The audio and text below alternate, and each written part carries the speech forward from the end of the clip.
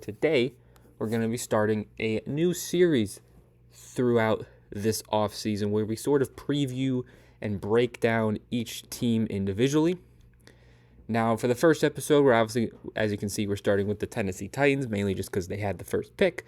However, there is no set order for the teams going forward. So what I want you guys to do is in the comment section, let me know what teams you want to see next, and I will try and make that happen. But for now, we're going to start with the Titans. If you enjoyed the video, make sure to leave a like, and if you're new, make sure to subscribe, and let's get into this breakdown of the Tennessee Titans. So first, we're going to go over the additions and losses, mainly when it comes to starters or borderline starters. So obviously the first pickup they made, or the biggest pickup they made, was getting their future quarterback, Cam Ward, with the first overall pick. I really like Cam Ward. I think he will have a relatively good rookie season. I don't know if he's necessarily going to do what we saw Jaden Daniels or Stroud or Herbert do their rookie year, but I do think he will have a relatively successful season for a first overall pick rookie quarterback, because I do think he has decent players around him, including a pretty decent O-line and relatively okay skill positions, which we'll obviously get more in depth later.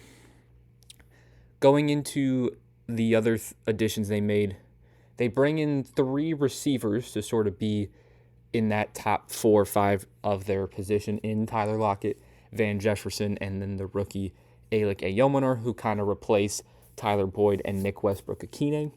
I don't know if guys like Lockett or Jefferson are going to replace what we saw Nick Westbrook-Akine give them with the touchdown production, but I do think you'll get upgrades out of Lockett and Jefferson when it comes to replacing Tyler Boyd, because I don't even remember much of Tyler Boyd on the Titans. I don't even know if he played that much for them. Obviously, they brought him in from the Bengals, and then just Tyler Lockett, Van Jefferson, solid veteran guys. And then Alec Ayomanor, I liked him coming out of Stanford. He obviously had that really crazy game against the second overall pick, Travis Hunter, so we'll see if he can play well in the NFL, but he doesn't have a ton of pressure on him. I think he's like their 5th receiver or 4th receiver, so I do like him. They bring in Dan Moore and Kevin Zeitler to sort of help out that O-line that I talked about earlier, which I actually kind of like, and I don't think it's that bad of a group to start off with if you're Cam Ward. Dan Moore coming over from Pittsburgh, the big free agent acquisition they made. I think that was his first contract after his rookie contract, because I think he's like 25. So I really like that pickup. Kevin Zeitler is just a good, solid veteran guard. They needed someone alongside guys like Dan Moore. I don't think they're going to play next to each other, but he's just a solid veteran guard. They didn't really lose any major linemen either. And then you bring in edge rusher Draymond Jones to replace Harold Landry. Now, I know Harold Landry had a lot of high sack production, but I don't know if I trust the sack production he necessarily had. And I like Draymond Jones. I think he can be I think it's a pretty even move between Draymond Jones and Harold Landry. Like, I think they're relatively the same. And then you swap out Kenneth Murray and Jerome Baker for Cody Barton. Kenneth Murray hasn't really done too much. I thought he was going to be pretty good on the Chargers, but he just hasn't. It hasn't been the best start to his career. So he's moving on to, I think, his 3rd team. You bring in a guy like Cody Barton, who's just a solid player. And then Jerome Baker, that's a little bit of a tough loss, I think. I like Jerome Baker. He's kind of bounced around teams, but I feel like he's just an overall solid linebacker for you.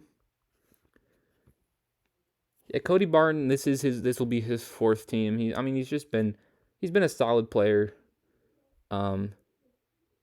He didn't have the best start to his career in Seattle, but his last year in Seattle, he had 130 tackles, 4 TFLs, and he's gotten 100 plus tackles for the last 3 seasons. So just a solid player for him to replace the losses of Baker and Murray. And then they bring in Xavier Woods, who I think was on the Panthers.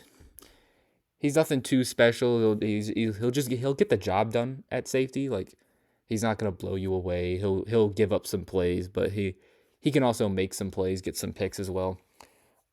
They replaced Quandre Diggs, who he's also kind of bounced around, kind of the similar side of Xavier Woods. And then Chidobe Awuzie hasn't really played the best recently. So I don't think their losses, honestly, looking at this as a whole, I think their additions outweigh their losses, to be honest. So I think it was a relatively successful offseason for the Titans. Now we look more in depth into their offense as a whole. As I mentioned at the quarterback position, I do think it has Cam Ward here, and I do think he should and will start. I don't even know if Will Levis is going to stay on the team, but I do think Cam Ward should get the start, and I think he will. At running back, you obviously got the two guys in Tajay and Tony Pollard. Tony Pollard had that very good season in Dallas in his last season there. And I think he had an okay year on Tennessee. Nothing too great. Obviously, his O-line was definitely nowhere near. I mean, he did get 1,000 yards, so he had a very good season. I guess, yeah, his receiving numbers just weren't as good. But his O-line wasn't as good as it was in Dallas. So he's just a quality guy. Him and Tajay Spears, I think, are a good duo. They could be a good sort of 1-2 punch. Then at the receivers, we mentioned, obviously, Van Jefferson, Tyler Lockett, Ayomanor. They still have Treylon Burks. I still don't know what to think about Treylon Burks. Is he good or is he not? Then obviously the number one guy there being Calvin Ridley. Talk about bouncing around teams. He's bounced around teams, going from Atlanta to Jacksonville, now being on Tennessee. He didn't have. He had a pretty good season with Will Levis being his quarterback. Now he gets Cam Ward. I do think Calvin Ridley, I don't know if he can return to what he was playing like early in Atlanta, but I think he can have a much better season. And then, as I mentioned, the O-line, you get Dan Moore and you get Kevin Zeitley. You pair them with J.C. Latham, who you took in the first round last year, Peter Skoronski, who you took in the first round 2 years ago, as well as Lloyd Cushenberry at the center position. I think it's a very solid O-line to start your career with if you're Cam Ward, like I said before. So that's why I do think he could have a relatively successful rookie season, because as much as you want good receivers and a good running game and good tight ends, I think the O-line and also coaching is really what makes or break a quarterback's rookie season. We saw that, just quarterback seasons in general, to be honest. Like, you saw that Stroud had a decent O-line his rookie year, and he had one of the better rookie seasons. And then his O-line just does not play the same, and he doesn't look the same. He has barely any time to throw. You see guys like Bryce Young and Caleb Williams struggle their first years because their O-lines weren't good, whereas Jaden Daniels had a much better O-line. Still wasn't a great O-line, to be honest, and you saw him have an amazing rookie season. So I do think this O-line sets Cam Ward up for success. And then also at tight end, you got Chig Okonkwo, as well as Josh Wiley and Gunnar Helm. I like Gunnar Helm out of Texas. They got him in the 4th. I thought that was pretty good value. But I do like Chig Okonkwo as just a solid tight end. He was a steal, too. They got him in the 4th. So, yeah, I think Cam Ward, as I mentioned plenty of times, is set up for lots of success. Not Jaden Daniels, CJ Stroud level, but I do think he will have a very good season considering he was the first overall pick, because they haven't had a lot of success. It's been the second overall picks that we've seen success of in the last 2 years, but I do think Cam Ward can have a very successful season. And part of that also is the defense that he has, which I think historically the Titans have had good defenses, and they're new. And then like when they had Vrabel, they had a lot of good defenses, and I think they still have a good defense. Starting off with the D-line with Sebastian Joseph Day, T'Vondre Sweat, who they took a year ago, Jeffrey Simmons, who's just been a very good, productive player for a long time now. He is kind of the staple of this defense. Then you got, as we mentioned, Draymond Jones with Arden Key as the other sort of pass rushing linebacker, because they run a 3-4 with the guys in the middle being Otis Reese IV and Cody Barton. They drafted Oluwafemi Oladeo. I think is how you pronounce it, from, I believe, UCLA in the second round. I liked him. Thought he could have gone earlier in the second, maybe even first, but so that's a good pick for them. I really like their secondary. L'Jarius Sneed, obviously, when he was on Kansas City, he was one of the better corners in the league. I think he took a little bit of a step back on Tennessee, but I still think he's a very good corner, still one of the better ones. I don't know if he's maybe in that top 5 conversation, but I think you can argue top 10 potentially, possibly. Their safeties with Xavier Woods and Amani Hooker, I think, are great. I really like Roger McCreary, their young nickel corner. So I think it's a very good secondary. I think it's a very good D-line with Joseph Day, Sweat, and Simmons. And I think their linebacker core can get the job done. I don't think it's anything insane, but I think it's good enough. And then when you pair them with the very solid D-line and I think very good secondary, I think overall this could be a top 15 defense, which can set Cam Ward for even more success on top of what I think the Titans offense can do as a whole. And then briefly looking over the special teams. We're not going to talk about special teams too much. They bring in 2 new guys, Joey Slye, Johnny Hekker. Johnny Hekker, longtime punter for the Rams. He was on the Panthers for a few years, and now he's coming here to Tennessee. I don't know how old Johnny Hekker is, but he's definitely up there in age. That's for sure. Let me quickly look at old John. Now, he's a punter, so he can be 40 years old, and you're still fine with it. Yeah, he was 34 last year, so he's obviously up there in age, but still very solid, reliable punter. And then Joey Slye, he's bounced around teams. Big leg out of Joey Slye. He can kick the ball very far, but it is not always the most accurate. But overall, an overhaul for the Titans special teams. But I think, nonetheless, they'll just get the job done on special teams. They'll do what you need a special teams unit to do.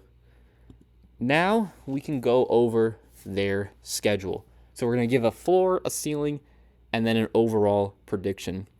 How I like to do the floors and ceilings is I take, for the floor, I find how many games I think I have confidence they can win, or roughly confidence.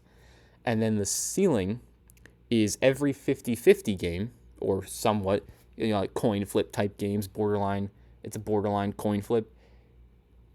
Those all go as wins. And then you average out the ceiling and floor, and that gives you a rough estimate for their total prediction. So quickly looking at the schedule, games I think that I could see the Titans having a good shot of winning, games like the Saints, games like the Browns. I think they can get one game against the Colts, and then I would probably toss up one game versus the Jags.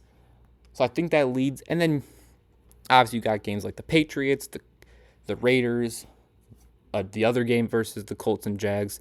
But I think for the amount of games I have faith in them winning, I'd probably chuck it up to 4. So I think their floor is 4-13. And then for the ceiling, I think we start talking about a lot better record here, because you throw in the Patriots, which I think is a borderline coin flip. So you'd give them that. I think you'd give them the Raiders game. I think you'd give them the Cardinals game. So there's 3. So that puts them at 7. And even if you don't put the Cardinals game, I think you can throw the other Jags game and the other Colts game. So I think roughly you're talking about their ceiling being at about 8-9, which would put their prediction at 6-11 for the Titans. I think in my initial prediction video, I had them winning. I might have had them actually winning 6 games. These aren't going to be the same as my prediction video. But for reference, I had them winning 5 games. But taking a little more in-depth look at their schedule and just looking at who the Titans are playing, my prediction for them is probably somewhere around that 5-6 range, with their floor being 4 wins and their ceiling being 8. I just don't know if they can achieve that ceiling having a rookie quarterback and him being a first overall pick, because we know how they have historically performed, regardless of how good the actual quarterback is. It is going to be a very tough division, I feel like. Not necessarily that there's a lot of good teams. I just feel like there are a lot of even teams. The Texans have clearly cemented themselves as the number one team in that division. And then when it comes to the Jags, Colts, and Titans, I think they're all very similar. So on any given day, they could beat each other or lose to each other. So that's what I kind of mean by that. I think it's going to be very tough for the Titans to get those division wins, which could lower their record more towards that 4-win mark. But if those division games go their way, they could obviously beat any of the other teams like the Niners and the Seahawks and the Chargers and the Broncos and the Rams or the Texans. I could see them getting potentially in that 7-8 range because I do think they have the talent around Cam Ward to get wins. I like Brian Callahan as their head coach coming from Cincinnati. Obviously, they've had a lot of success. They still do. So I like him as their head coach. I would prefer Mike Vrabel, but I don't mind Brian Callahan as a head coach at all. And I think we can expect big things from the Titans. I don't think they will be picking first overall next year.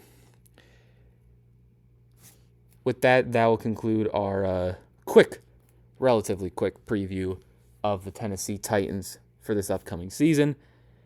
As I mentioned before, let me know in the comments section below what team you want to see next, as well as some of your thoughts and opinions on the Titans for this upcoming season. If you enjoyed the video, make sure to leave a like, subscribe if you're new, and also make sure to leave a link in the description to the playlist for these breakdowns for every team. But I'll see you guys next time. Peace.